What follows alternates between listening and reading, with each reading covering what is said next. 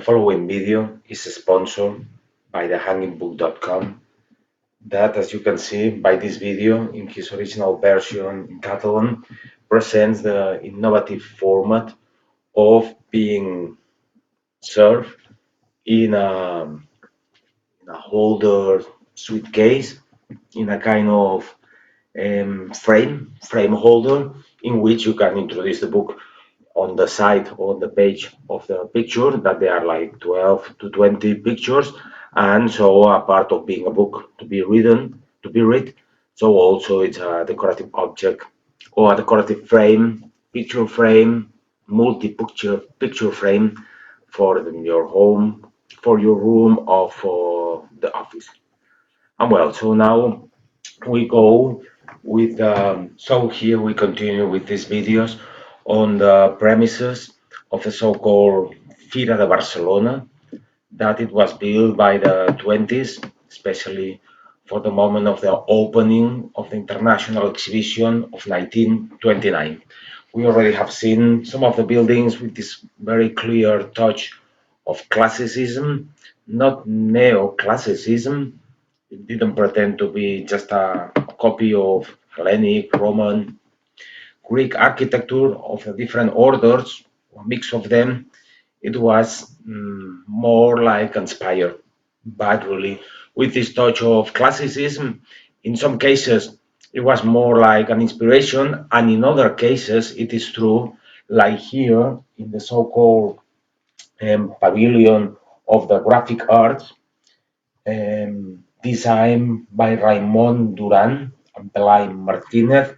Then it was to show the different machines, probably for printing here in Catalonia, as still nowadays. It was then quite an important publishing company industry, the manufacturing of books, newspapers, all related things with the printing and the paper. But nowadays it's not anymore this pavilion on the Graphic Arts, is the Museum of Archaeology, where inside is one of the greatest Greek pieces of Catalonia that was not really from Barcelona, it was from the north of Catalonia on the coast, an archaeological site that used to be a city of the Greeks, a colony called Empurios. And there they found Sculappius, the god of medicine, and then they brought it to here. And actually, that in Catalonia by the 5th century, then obviously it was not called Catalonia. The Greeks, it seems that they call it Iberia, and some philologists, they believe that this term Iberia means or comes from the river Ebro, that makes a big delta in the south of Catalonia. Then the Romans, they call it Hispania. That maybe it also comes from Phoenician language, and also probably has something to do with rabbits, the land of rabbits, because by the 7th, 5th century before Christ, with Greeks, Phoenicians, later Carthaginians, and much later Romans, they came to nowadays Catalonia, Spain, Portugal. They were shocked by the immense number of rabbits. And well, so by this 1929, here in Catalonia, when they start to discover this archaeological site in the northeast of Catalonia, as you see, we really come from the Greeks, so it makes sense that again we make buildings with the things that the Greeks learn. Greeks learn, Romans continue to doing, and after many centuries of being forgotten, then in Florence especially, and then develop in Rome and in many other cities, but especially the seat was in Florence. They rediscovered this architectonic language, and especially was one of the leading figures that built such a landmark in the history of architecture, the rebirth of the domes, Santa Maria de Fiori, in the Dome of Brunelleschi, the Cathedral of Florence, but also he made some other buildings that actually they were a straight inspiration for these architects who were mentioning, Raimon Duran, Pelay Martinez, to make these pavilions. As we can see in these pictures, for example, the Palazzo or the Chapel Pazzi. Pazzi was one of these bankers and traders' families of Florence that they were utterly opposed to the growing power of the Medicis, and actually they made a complot and they tried to assassinate the two brothers, but actually they weren't successful in this kind of coup d'etat, and they only killed one brother. So the other brother make a big revenge. So very interesting these stories of the Medicis, the Pazis in the Quattrocento. Also, for example, Santa Maria degli Angeli, and especially this kind of symborium, the so-called rotonda, that is not really circular. It's like octagonal, also was an inspiration for these architects of this movement in Catalonia called Noucentisme, Ospedale degli Innocenti, especially the side arcades that now we are going to see, and the frontal look that we can see that also is like a kind of Arc de Triomphe and triumphal arch, but with the fronton, the pediment, the gable right in the middle to turn it into more like a temple. So it's in between the triumphal arch look and the temple look of Corinthian order. Look, the capitals, they have this acanthus leaf. It's structured in three vertical parts. The side ones filled, and the central one that is like a very bold entrance that remembers us also a very influential painting by Masaccio, also in Florence, the Holy Trinity, Santa Trinita, that is like the origin of the perspective. Before they had been doing paintings with perspective, but probably was the first time that they made it so precise and so kind of mathematic, no? And so well, to some degree, also let us remember that in these times, the other source of inspiration was the first buildings of Christianism, especially there are many in San Vitale de Ravenna.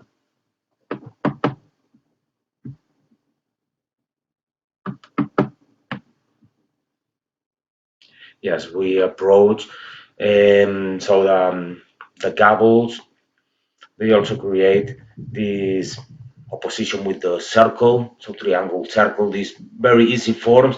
And then it's also clear how in these times, as also did Brunelleschi, they were playing with this contrast in between yellow plastered surfaces and, and red pretended stone, though it's probably not stone. Then the central body of the building that has two wings with these arcades, and then the central body is also lifted. And then look on the opposite, we can see another of these buildings that they are from the 20s, the times already of the skyscrapers and the screen facades and the very rational architecture of Le Corbusier, Walter Gropius, Mies van der Rohe. But as we also were commenting in a previous chapter, as here was a dictatorship, the more modern trends of the Art Deco or these so-called classical moderns, the rationalist, the first rationalist architecture, it was not allowed. Only the Germans they were doing it in this way, as we will see in the next chapter when we cover the famous pavilion of Mies van der Rohe. Well, here that was dedicated. Nowadays is quite an important institution for the culture, the promotion, and the teaching of theater in Catalonia. Is the Teatre Lliure and also Scola del Teatre, the School of Theater. So the young people, after 4 years or 5, so it's a university degree, and they learn on the all the facets, all the aspects of theater as choreography, acting, also directing, sonographism, and also there is a very big theater inside this building and some supplementary buildings. It was done, or it was the design, what then it was the pavilion for the agriculture by Josep Maria Ribas and Manuel Maria Mayor. And notice much different from architects like Puig Cadafal, Domènec Montaner, Gaudí, that the people is already familiar to them, especially people here in Catalonia and all over the world with Antoni Gaudí, the genial Antoni Gaudí. All these architects, even for locals, before Raimon Duran, Pelai Martinez, Josep Maria, Ribas, Manuel Maria Mayor, even for people related with history of architecture, they are not really that known because they were not making personal buildings.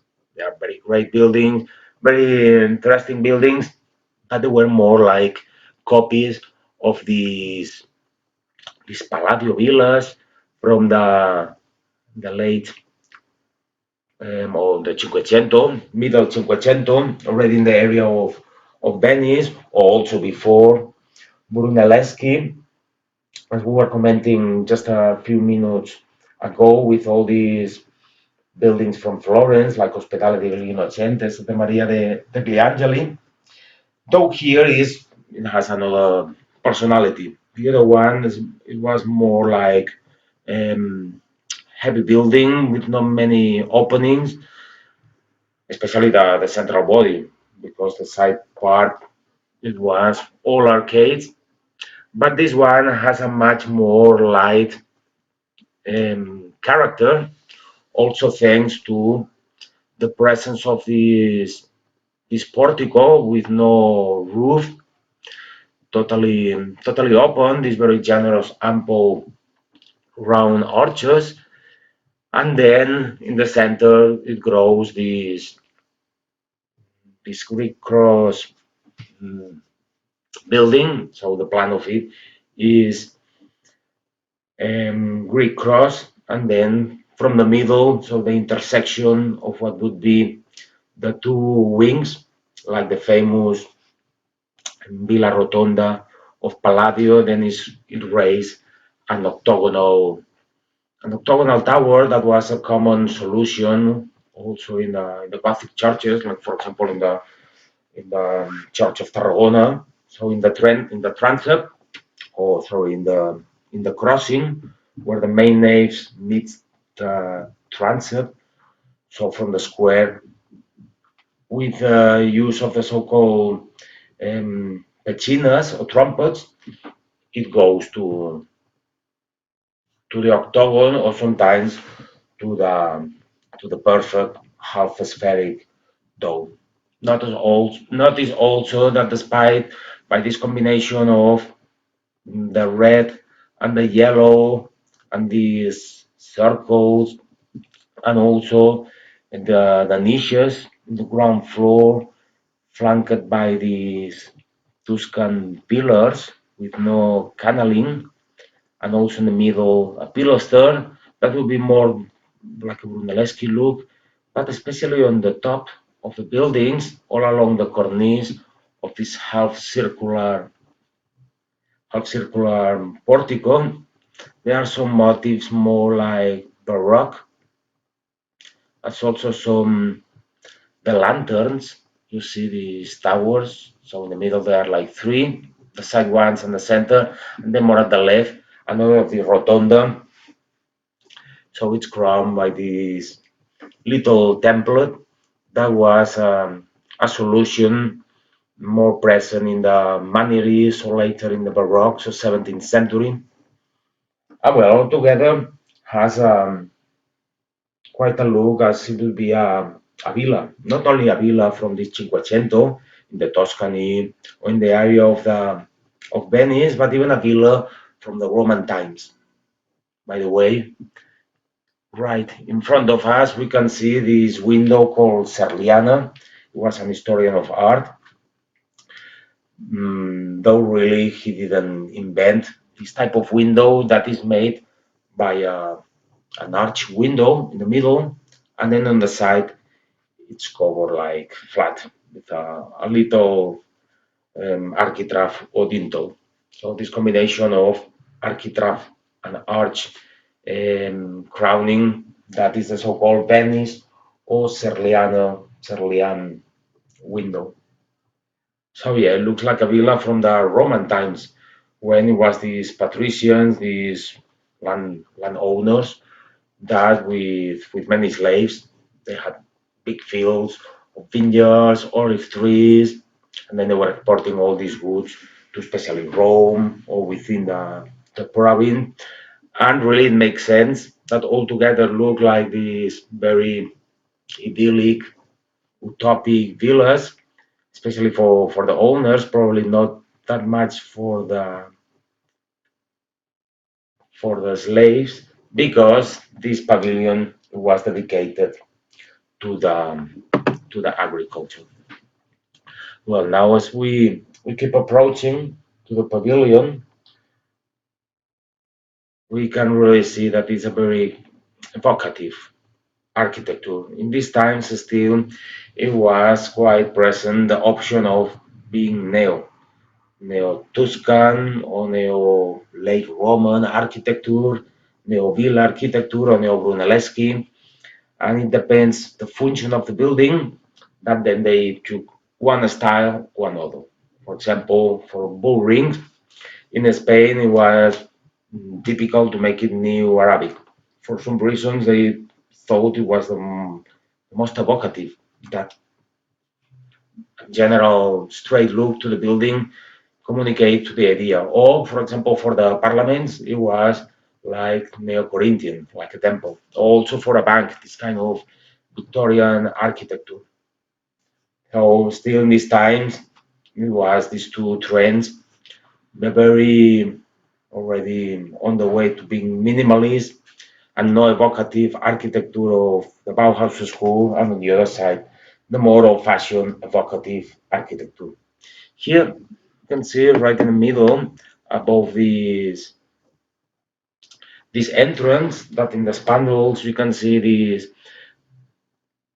how the sculpture brings forward a new type of ideal, a new ideal of beauty that goes away from the more slender and dreaming girl, especially because they were representing more girls than men, and it is a bit slowly coming back to the Rubens girl, no, a bit more well well fitted person, though also especially in sculpturing, it was also quite influential the aesthetic of Cézanne, that instead of sizzling the body with all his warp and curvy surfaces, was trying to reduce it to the most easy geometrical parts. You can see also how the guy carries this sickle for the harvesting. So normally the sculpturing still in this time, so it's a way to express the meshes, no, the meshes that carries the interior. So they are allegorical sculpturing. And also interesting above, you can see agricultura and notice the type of typography.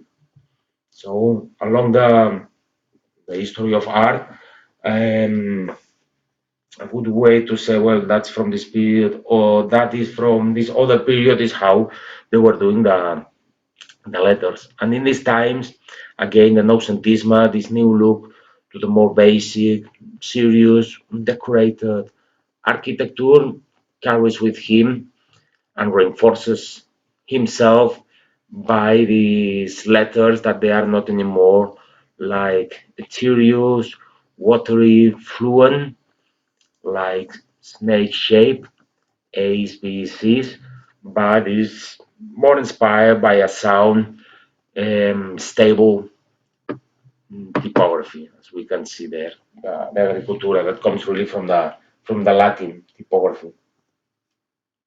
So altogether, this architecture that Vitruvius was theorizing, it comes from the ad quadratum.